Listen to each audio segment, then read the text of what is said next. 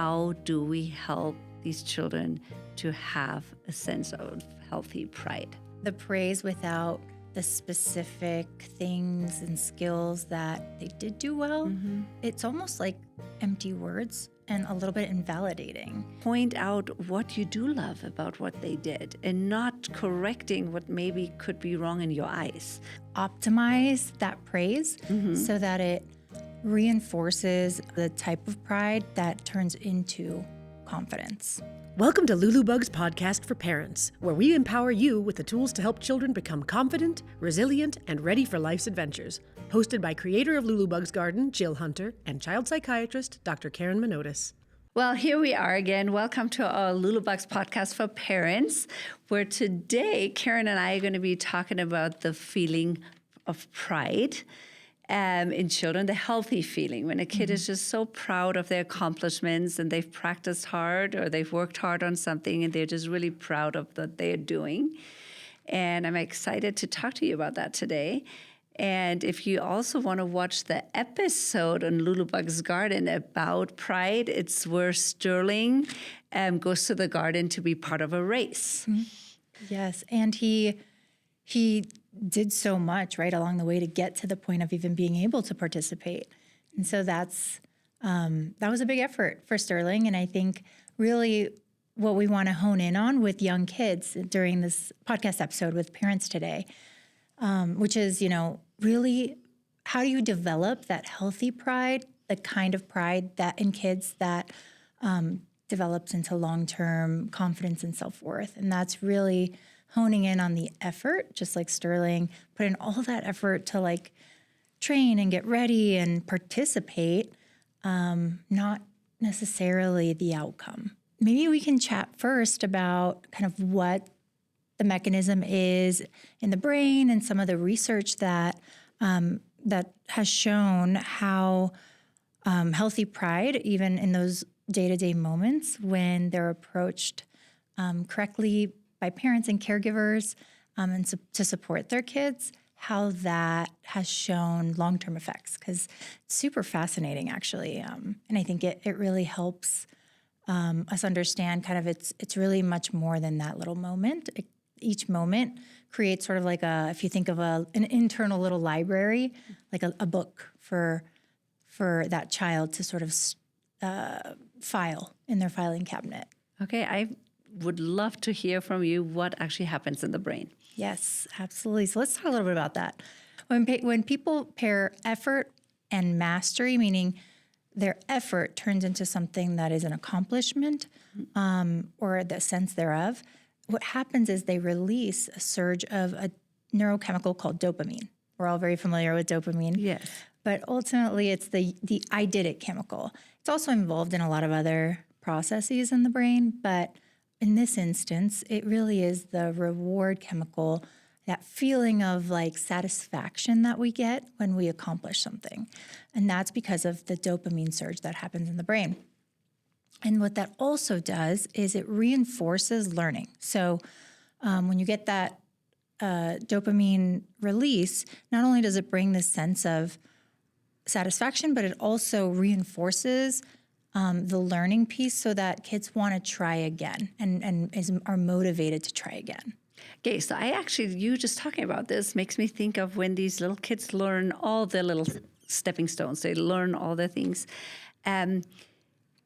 Even if a parent or anybody watching them doesn't congratulate on them, this mechanism or this dopamine really releases just by the very fact that they accomplished it. Yes. Correct? Correct. And so what we're going to talk about a little bit in this episode is also how to really optimize that praise so that it reinforces and really reinforces the type of pride that turns into confidence. What we want to try to avoid is when you're sort of overpraising and very general. The brain sometimes, if it doesn't, not just, I'm going to say children's because, we're talking about children, but really in general, the brain uses facts and evidence and it stores it as a way for when something happens for it to use as sort of like a support for whether or not to believe it. Does that make sense? Yeah. So in this case, when kids are trying something, they might think down the line or even a few times later, like, oh, I'm so bad at sports. Mm-hmm. But if they have someone like an adult in their life who can narrate what specifically they did well with soccer practice the other day, then it's a fact, right? Like, hey, I saw you kick the ball to someone who was open. That takes a lot of observation and teamwork, right? So those are very specific things rather than saying you're an amazing soccer player, but he also didn't get a goal that day. So it doesn't really fit in the child's brain, and the brain starts not to believe what the praise is saying. So when you start using very effort-based praise, mm-hmm. basically narrating for the child what you're seeing that you're proud of, then it helps them because they know that it was a fact. They saw themselves kick the ball. They were there. They saw themselves kick the ball to their teammate. And so the brain stores that in their library of, okay, that's a fact that I can store later to say, I didn't make a goal, but I'm pretty good at other things related to soccer. Talk to me too on how you feel or how you see comparison, because I feel like that happens very often, that parents compare children to each other, either siblings or, other friends, how they did something or... Yes, and in fact, even kids do that to themselves, right? And it's very common and very normal, by the way, where they'll say, I'm better than Susie at this, or I won and they didn't, right? Or things like that. And first of all, again, very normal, nothing to be nervous about or worried about. Mm-hmm. Comparative pride is really fragile because it depends on someone else. So it's being beneath them or being below them, right? So when that doesn't happen, then it crumbles. And so an example of when somebody says, of it when a child says, I won, or mine is better, mm-hmm. Or I won the race, could be something like by an adult who's observing, like, you're really proud you finished first. You're allowed to feel that. Look at your friend, though. What could you say to her? And bring that empathy back into I like that. Yes. in the perspective of the child. Somehow you talking about games made me think of my childhood memories, growing up as an only child. And I feel like now knowing that my parents always let me win. And I was just so great, like... I think we all do that as parents. Oh, yeah. So, but it's like, oh, you won again. And I'm like, I'm sure I wasn't that great in memory that I won every time. But, talk to me about that a little bit, the realistic... just kind of that feeling, like giving your child really more a realistic feeling of the world, or just like, should we let them lose? Should we let them win? Should we just let it be what it is? Mm-hmm. What would be more helpful? Yeah, well, there's actually a lot in the literature that supports like the importance mm-hmm. of kids losing, believe it or not. Yeah. It really helps build resilience, especially when you pair the loss to pointing out the child's strengths and what they did do well. Does that make sense? And still being there with them. Right. And loving them and know they're safe. Right. And good, like life is still okay. Yes. And that's actually one, I think there's also a lot of information out there that is validated for the benefits of team sports. Mm-hmm. And that's one of the big skills that kids develop is learning to lose and learning to win and knowing that you're not always going to win. And that has been shown to build resilience. Often I think you see too when lots of kids play together that, let's say one child wins or one child does something really great, that it almost deflates the other children a little bit, and they would like to be in that position as well? How do you help in those situations? Yes, that's a really great question. And going back to shifting the narrative for the child in the moment, where you bring the other child back into the room, back into the picture, right? Through your narrative. So we talked earlier about like the response that you could give, saying, "Hey, look at your friend. What could you say to her or him?" Or look at your friend. How do you think they might be feeling right now? Different versions of that. And what that does is you're helping them anchor their pride in their effort instead of someone else's loss. Does that make sense? That does make sense. And it also seems like, yes, there's, we teach our children with words, but it's probably a lot through our own actions too as caregivers, just how we react in those moments as well. Yes. I mean, children learn much more from watching the adults in their lives and how they handle accomplishments in this case and how they talk about their wins than even just by what we're telling them. Yes, I love that. And while you're doing this in the moment, go back at the beginning when we were talking. You were talking a little bit about the long-term effects of working on these, in the moment skills like Right. that. This young. I mean, there's This young, yeah. It's so important to start that this young. There's actually a lot of literature out that supports that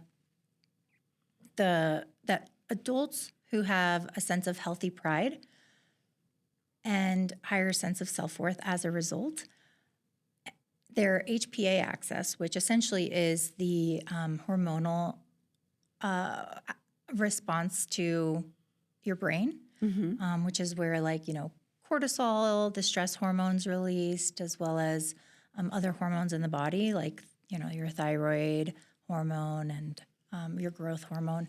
Those all come from your HPA axis. And cortisone in particular, I think many people are aware, but it's a hormone that's released in response to stress. And especially nowadays,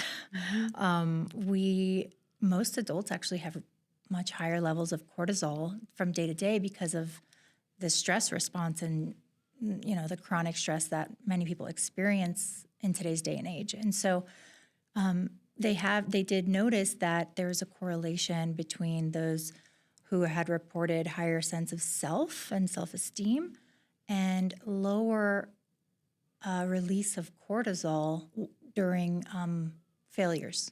So when they didn't get a job they wanted, or when they, had some sort of failure in their life, actually release lower levels of cortisol compared to the general population.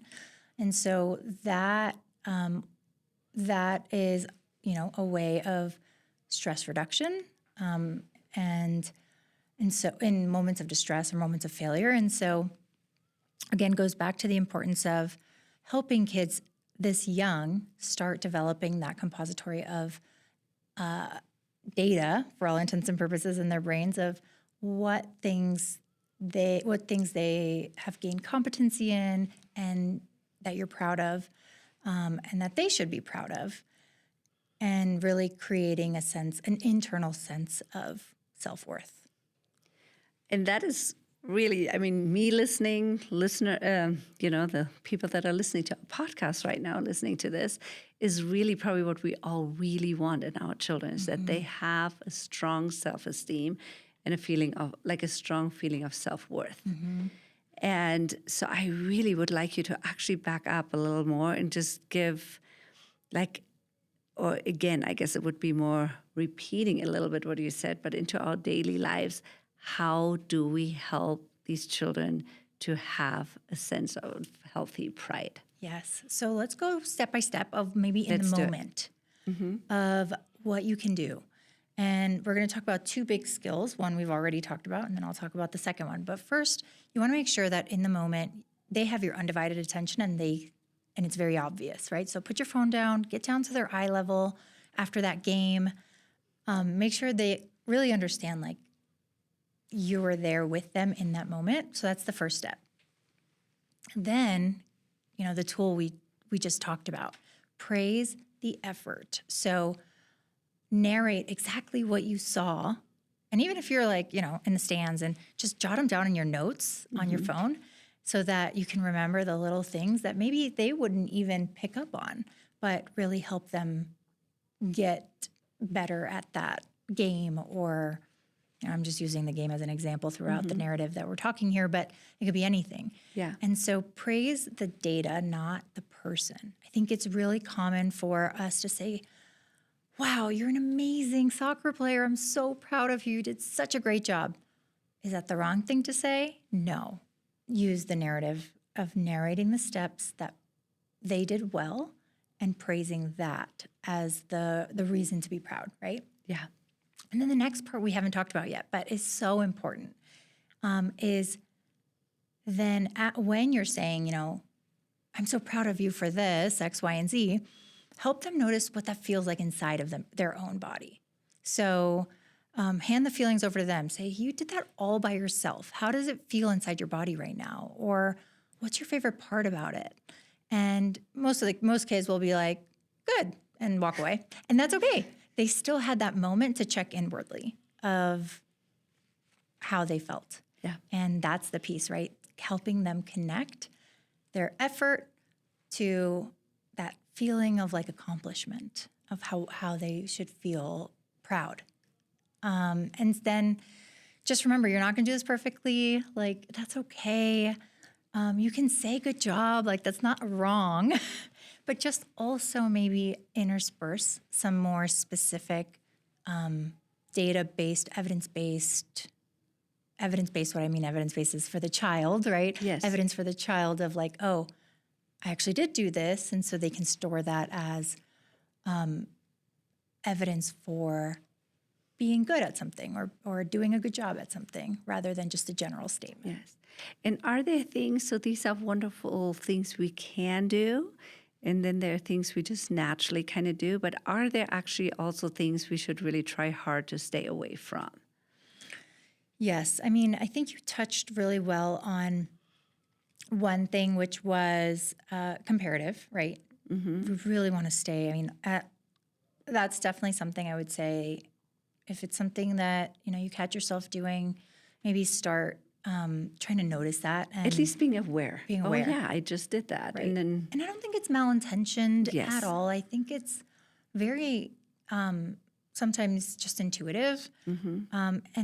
And so just being aware of, when you start praising kids in a way that compares them to others, it really is counterproductive because it not only does it bring a sense of inferiority and shame when they don't do as well as the other person that you're comparing them to or to somebody else in general, but it builds pride that is dependent on someone else, not themselves.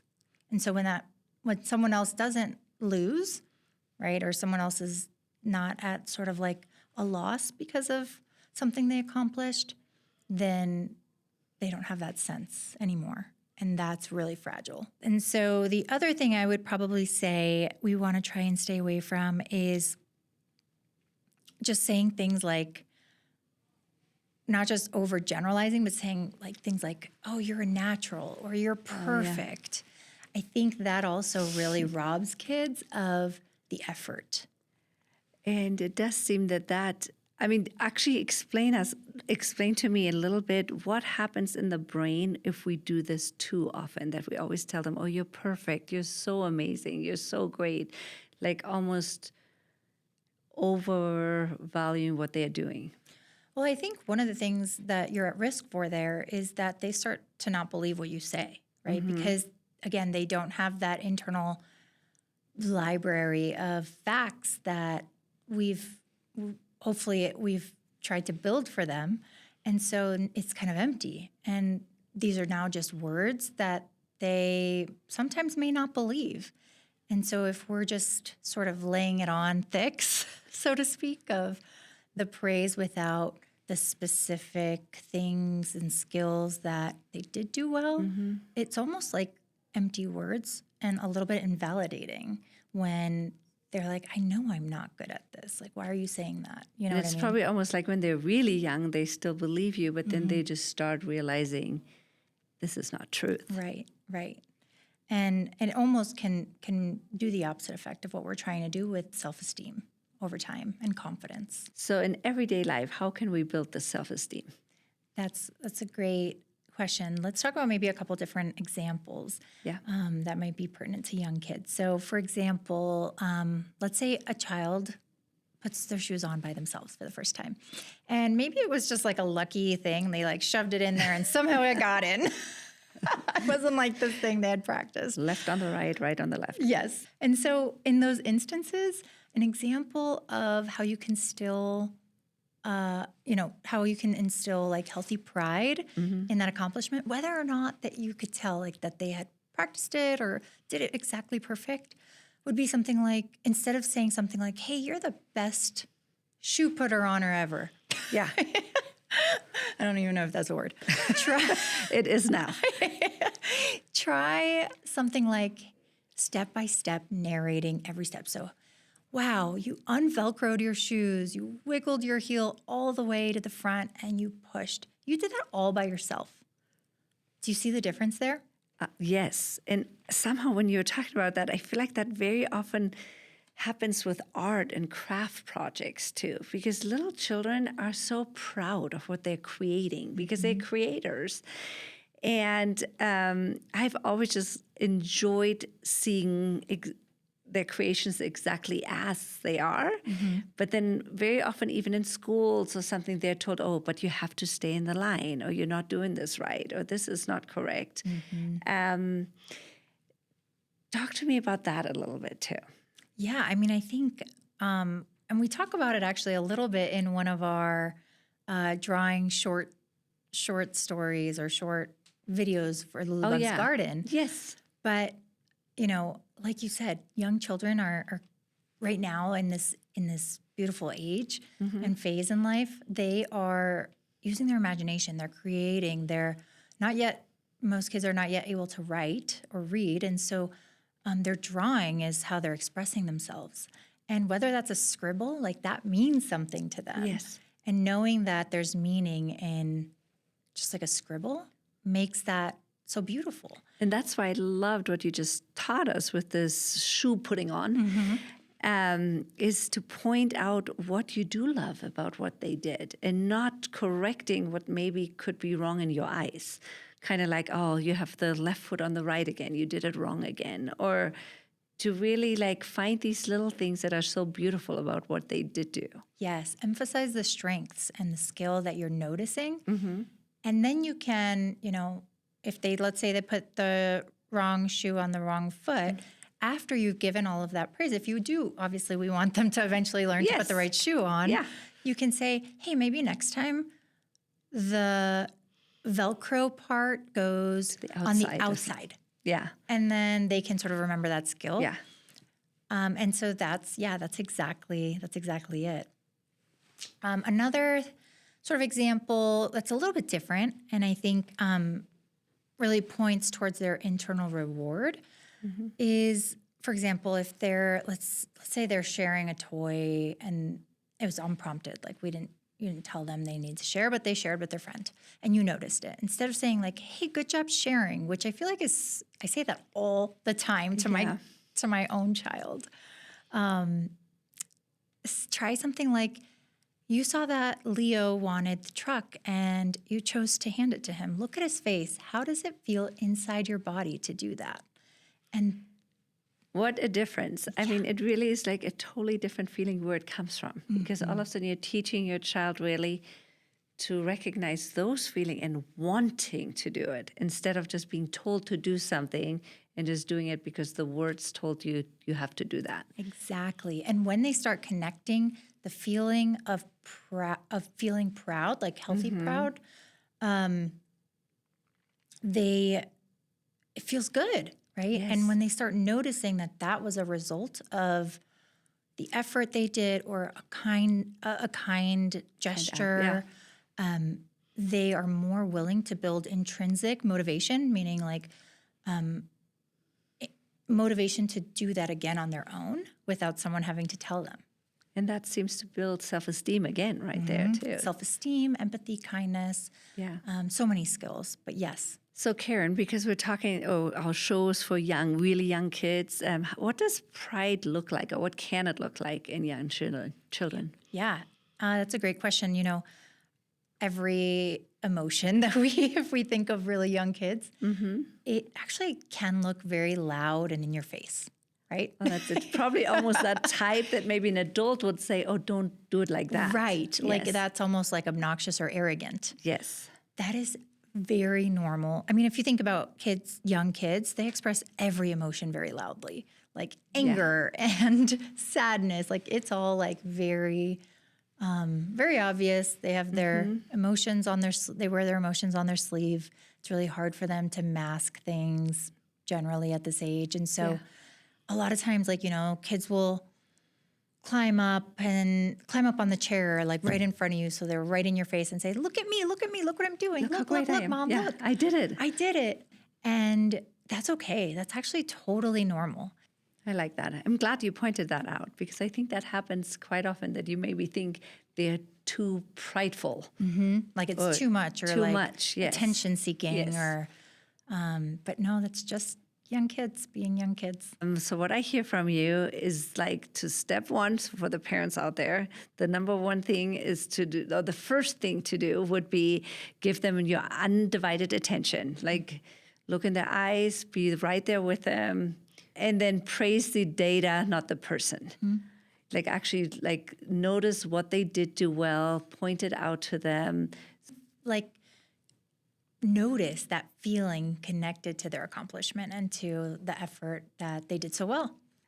I think we had such good conversation about healthy pride and helping kids build that in their everyday moments by really helping them see the individual effort and skills that they did well and praising that rather than the end goal, as well as helping them notice the that feeling of accomplishment that comes when kids feel proud and being able to connect that.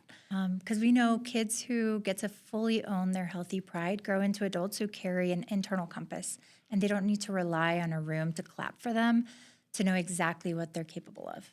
But they built a really strong self-esteem that comes from within. Exactly. I like that. Thank you, Karen. Of course. This has been really fun. Thank you, Jill. Thank you. We also want to say special thanks to one of my favorite brands out there. Not just only their bedding I love and their towels, but I love their blankets. So Cozy Earth, thank you so much for all your blankets you've been giving to us and the show and your support. And thank you for listening to our podcast today. We can't wait to have you listen to us in the next podcast.